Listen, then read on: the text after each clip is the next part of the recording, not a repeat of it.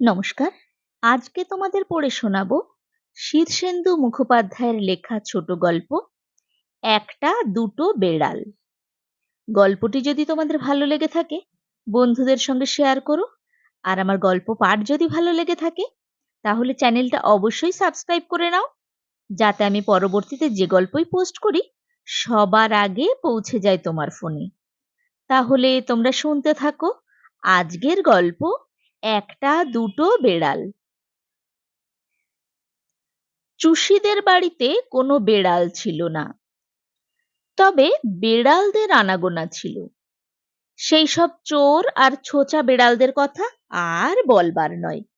যতবার মেরে তাড়াও লজ্জা নেই, আবার আসবে, দেয়ালে বাইরে জালনায় উকি ঝুঁকি দেবে, মিহি সুরে ভারী বিনয়ী ডাক ডাকবে।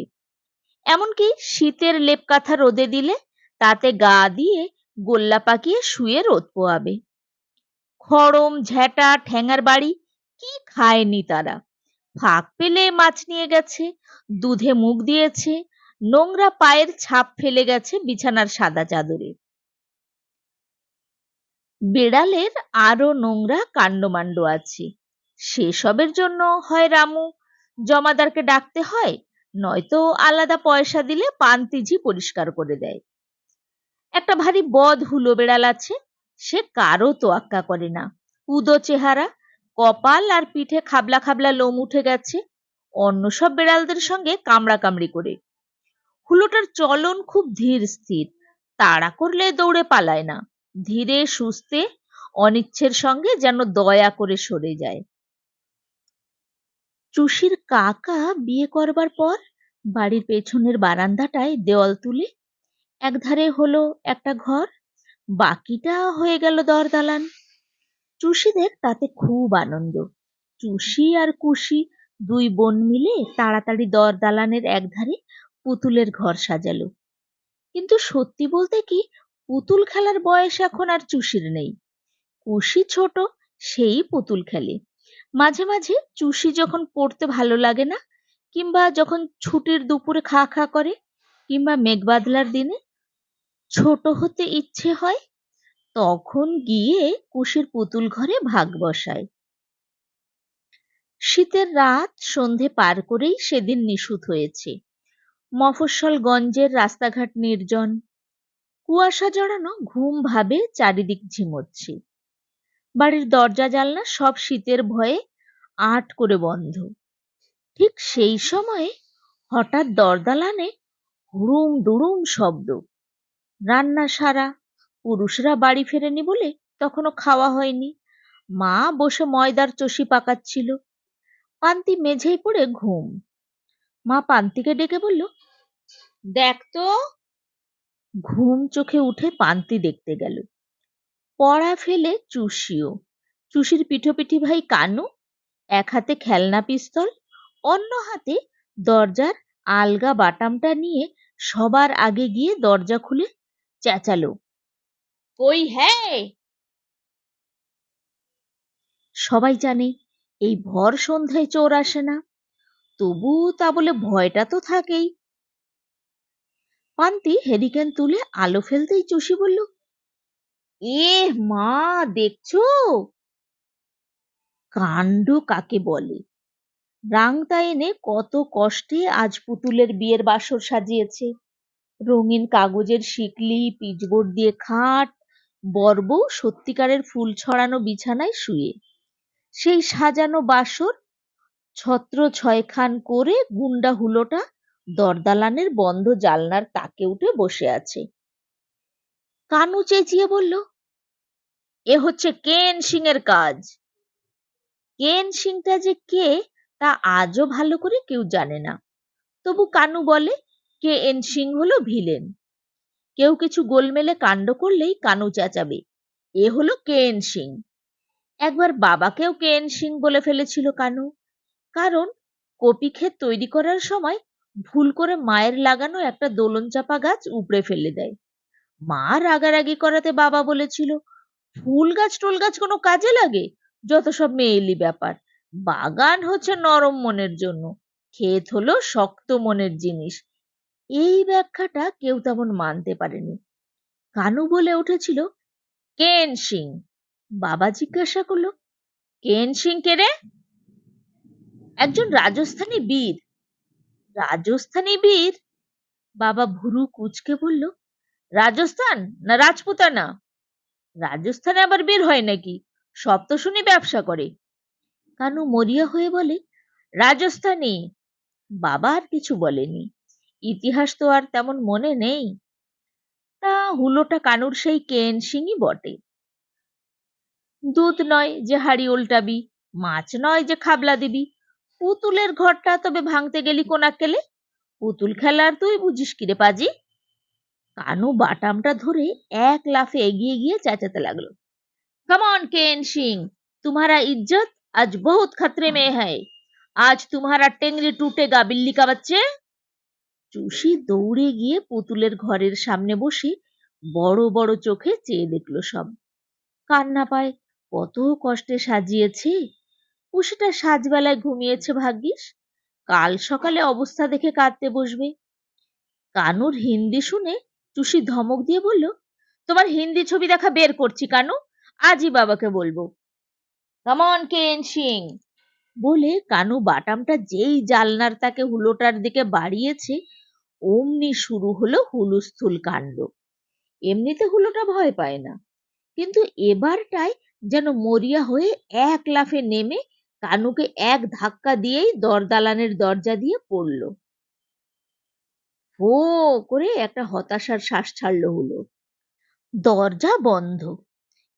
কানু লাঠি ঠুকতে ঠুকতে তাকে তাড়া করলো ফের।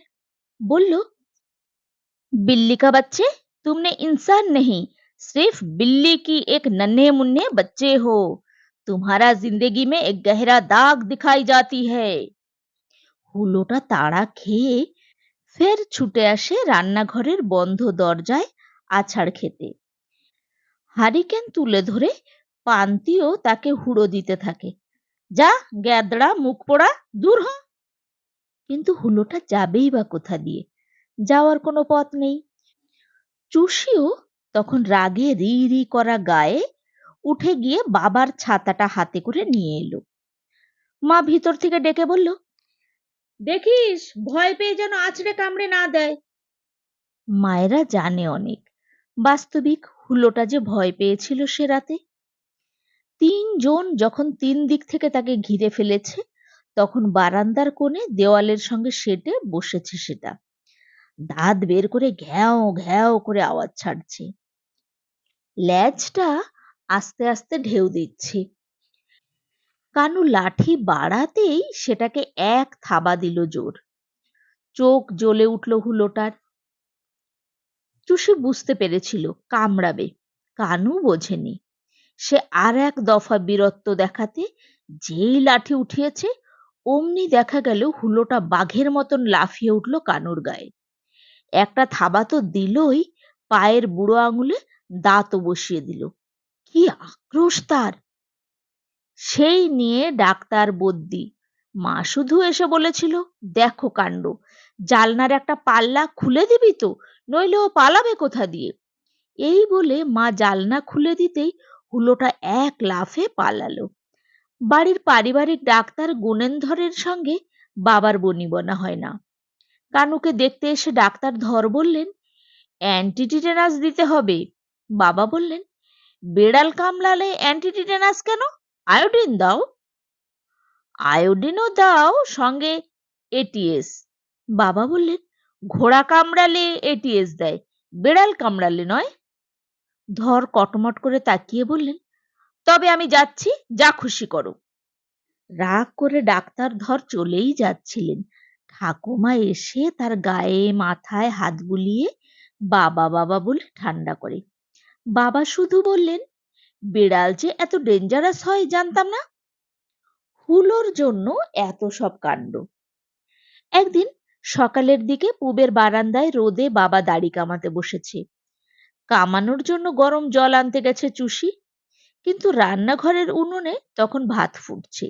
এই সময় হাঁড়ি নামালে ভাত প্যাচপেচে হয়ে যায় বলে মা হাঁড়ি নামাতে রাজি নয়। গরম জলের তাই দেরি হচ্ছে। অধৈর্য হয়ে বাবা বলল, ধুর তোর, আজ দাড়িই কামাবো না। এই বলে খুর সাবান আয়না নিয়ে উঠতে যাচ্ছিল। ঠিক সেই সময়ে কপি ক্ষেতের দিক থেকে ফোঁস শব্দ এলো। তারপরই বাবার চিৎকার, দেখে যাও সব, দেখে যাও, কি ডেঞ্জারাস কাণ্ড হচ্ছে এখানে।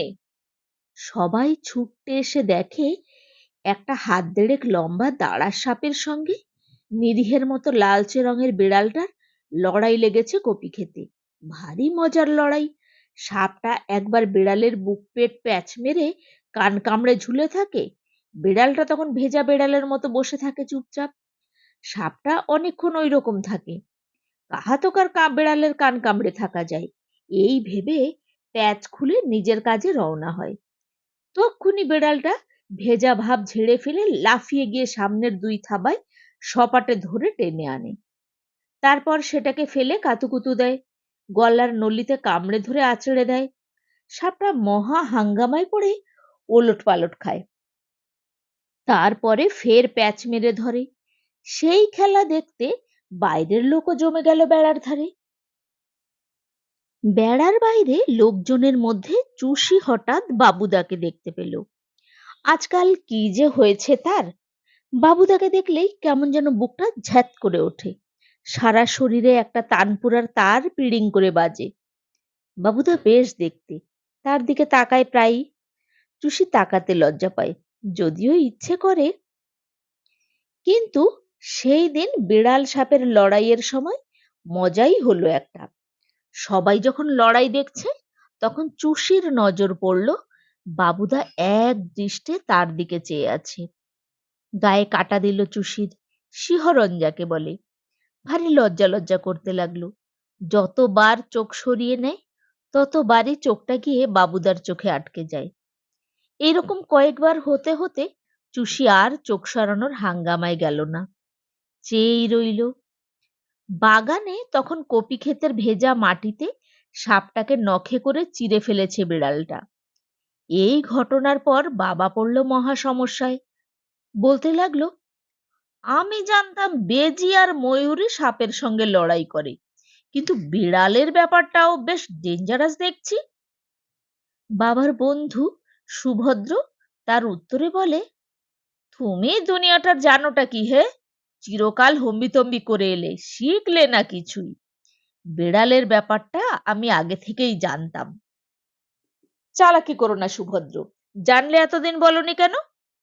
বাহ, সব জানার কথাই এসে তোমাকে বলতে হবে নাকি? এইভাবে ঝগড়া লাগলো। তা বাবার সঙ্গে সকলেরই ঝগড়া লাগে রোজ। কিন্তু বাবা বলতে লাগলো, বিড়াল তো বেশ উপকারী প্রাণী দেখছি।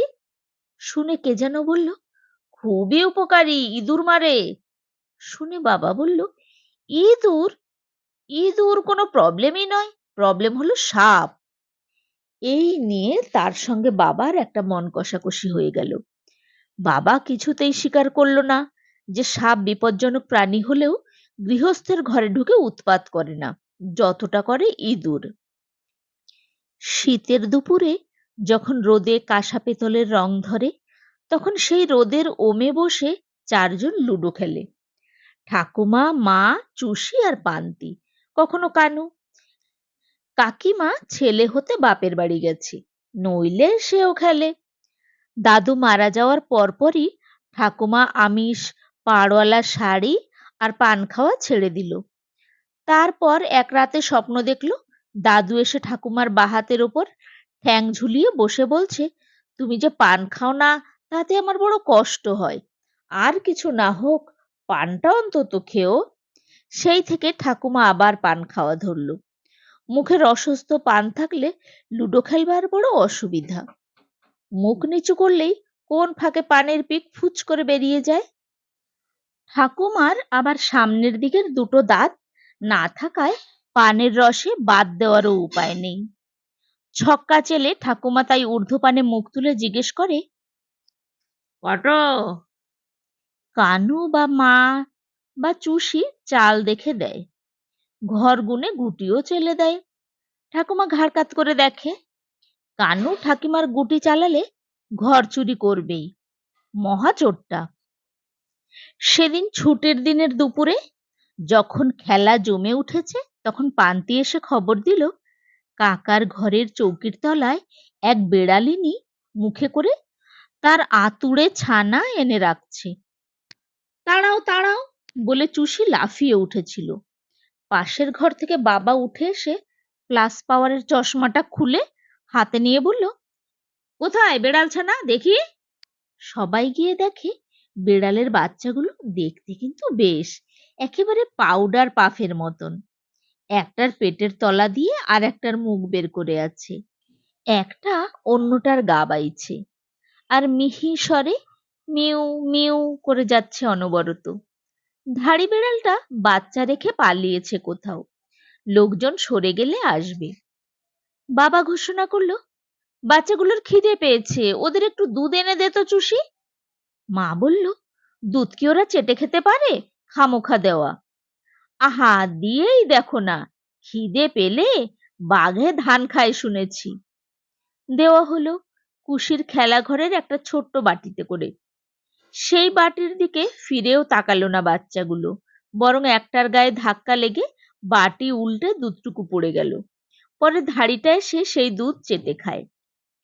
সবচেয়ে বেশি উৎসাহ দেখা গেল বাবার আর কুশির। রোজ সকালে ঘুম থেকে উঠে বাবা চা আর কুশি দুধ খেয়েই গিয়ে কাকার ঘরের চৌকির সামনে উবু হয়ে বসে বেড়াল ছানা দেখে। রাতে শোয়ার আগেও বাবা গিয়ে টর্চ ফেলে দেখে আসে। পান্তিকে বলে, একটা ন্যাকড়া ট্যাকড়া কয়েক ভাঁজ করে ঢেকে দিস ওগুলোকে, শীতে কষ্ট পায়। মা বলে, বেড়ালরা কত যেন কোট প্যান্ট পরে ঘুরে বেড়ায় শীতকালে। আহা, তোমরা কেবল সব বিষয়ে ফোড়ন কাটো। মা বাবার রোজই লেগে যায়। তাতে অবশ্য মা রোজই 2-3 গোলে যেতে। ঝগড়ার শেষে মা প্রমাণ করে ছাড়ল যে জীবজন্তুদের শীত লাগার কথা নয়। বাবা স্বীকার করলেন না বটে, তবে বেড়াল ছানা চাপা দেওয়ার জন্য আর চাপাচাপিও করল না। মা কিন্তু শোয়ার আগে একটা ঝুড়িতে চট পেতে নিয়ে গিয়ে ধাড়ি শুদ্ধ ছানাগুলোর জন্য চমৎকার বাসা করে দিল। শুখা বাতাস আর রোদের তাপ কমে চারিদিককার শীতভাব শুষে নিতে লাগলো। কুয়োর জল অনেক নিচে নেমে গেছে, শিমুল গাছে ফুল এলো। বাবুদার ডাকঘরে কেরানির চাকরি পেয়ে বাইরে চলে যাওয়ার আগে একদিন এসে মা বাবাকে প্রণাম করে গেল। আগে কখনো এরকম প্রণাম করেনি। বাবুদা চলে গেলে কি হয়, এখন কিন্তু চুষি ঠিক টের পায় তার দিকে হাঁ করে তাকিয়ে থাকার লোকের অভাব নেই। চুষির বুকের ভিতরে হৃৎপিণ্ড ছলকে ছলকে ফোয়ারার মতন রক্তস্রোত বইয়ে দেয়। শরীর জুড়ে সেই রক্ত ঝর্ণার মতন ঝরে পড়ে। দিন রাত নিজের শরীরে এক অনন্ত ঝর্ণার শব্দ সে শোনে। আয়নার সামনে দাঁড়িয়ে গালের একটা ব্রণ টিপল চুষি। টিপতে নেই তাহলে বাড়ে, তবু গালে একটা টুসটুসে ব্রণ দেখতে পেলে সেটার ভাত বের না করেই বা থাকে কি করে মানুষ। ব্রণটা গেলে দিয়ে জায়গাটা একটু ক্রিম ঘষে দিল সে। মুখখানা বারবার ঘুরিয়ে দেখল, একটু নাচের ভঙ্গি করল। আজকাল অনেক কিছু টের পায় চুষি, শরীর, মন, মানুষের চোখ। কখনো কলঘরে গিয়ে নিজেকে খুঁজে দেখে চুষি, দেখে স্তম্ভিত হয়ে যায়। এ কি, এ মা, সে যে কচি মেয়েটা ছিল এতদিন, বড় হয়ে গেল। মাঝে মাঝে রোদে হাওয়ায় ভেসে যেতে যেতে খুব হো হো হাসতে ইচ্ছে করে তার। আবার একদিন এমন হয়, কুয়োতলা ছাড়িয়ে পিছনের লাউ মাচার ছায়ায় বসে দুপুরবেলার নির্জনে বিভোর হয়ে কাঁদে। বেড়াল ছানাগুলো আজকাল দরদালানে আসে, ঘরে আসে। ঠাকুমা প্রথম প্রথম তাড়া দিত, যা যা, এক্ষুনি সব ছুঁয়ে ছেনে দেবে। কিছুদিন বাদে ঠাকুমা আর তাড়া দেয় না। বেড়ালরা দালানে ঘোরে, ঘরে খেলা করে। ফুটফুটে ছানাগুলোকে এ ও সে কোলে নিয়ে খানিক আদর করে ছেড়ে দেয়। লুডোর ছক পেতে দিলে বেড়াল ছানারা দিব্যি পা দিয়ে ছকটা উল্টে পাল্টে খেলা করে। কুশিও খেলে। সে আজকাল খুব বউ সাজতে ভালোবাসে। বাবা ছোট্ট ডুরে শাড়ি কিনে দিয়েছে, চুষি তাকে শাড়ি পরিয়ে বউ সাজায়। খুশি পুতুল ছেলে কোলে করে একদম মায়ের ভাষায় আদর করে, শাসন করে। পাকা মেয়ে। বাবা দেখে বলে, ও বাবা, মেয়ের বিয়ের কথা ভাবলেই বুক কেমন করে। মা বলে, তা বিয়ের খরচের কথা ভাবলে ওরকম অনেকেরই হয়। মেয়ের বিয়েতে খরচ তো করতেই হবে। বাবা বিরক্ত হয়ে বলে, সবসময় টাকার কথা ভেবে কথা বলি নাকি? মেয়ের বিয়ে দিতে মনের কষ্টও তো আছে। তুমি কি সে ভেবে বলেছো? আবার মাতে বাবাতে লেগে যায়। মা যেতে বাবা হেরে গিয়ে রেগে কুয়ো থেকে 10-20 বালতি জল তুলে ফেলে। তুলোর আঁশ বাতাসে উড়ে যায়। উঠোনের রোদে সাদা আর সাদা কালো বিড়ালছানারা এখন গম্ভীরভাবে বসে থাকে থুপ হয়ে। তুলোর আঁশ দেখলে লাফিয়ে লাফিয়ে ধরার চেষ্টা করে। ঘরদোরে আসে, বিছানায় ওঠে। ধাড়িটা আর বাচ্চাগুলোর কাছে তেমন ঘেঁষে না। পাড়া বেড়ায় চৌপর দিন। কাকিমা বাচ্চা কোলে ফিরে এলো একদিন। বাড়ি ময় ছুটোছুটি পড়ে গেল। আদর আর কাড়াকাড়িতে বাচ্চাটা ভ্যাঁ করে কেঁদে ওঠে, তারপর চুপ করে যায়। তারপর এর কোলে তার কোলে ঝাঁপ খেয়ে যেতে শিখে যায়। বাবা বলে, মানুষের বাচ্চার চেয়ে বেড়ালের বাচ্চারা অনেক বেশি সাবালক। তারা খুব তাড়াতাড়ি সেলফ ডিপেন্ডেন্ট হয়। ধর ডাক্তার বলে, সাবালক হয়, কিন্তু বেড়াল বাচ্চারা কোনোদিনই মানুষ হয় না, কথাটা মনে রেখো। বোকার মতো কথা বলো না তো। বেড়াল মানুষ হতে যাবে কেন? তা সে যাই হোক, কথাটা হলো, চুষিদের বাড়িতে আগে কোনো বেড়াল ছিল না, এখন বেড়াল হয়েছে। এতক্ষণ তোমরা শুনছিলে শীর্ষেন্দু মুখোপাধ্যায়ের লেখা ছোট গল্প একটা দুটো বেড়াল। কি গল্পটি তোমাদের কেমন লাগলো? কমেন্ট বক্সে চটপট লিখে ফেলো। তোমাদের সুচিন্তিত মতামত আমাকে অনেক সমৃদ্ধ করবে। খুব ভালো থেকো আর আমার পরের গল্পের জন্য অপেক্ষা করো।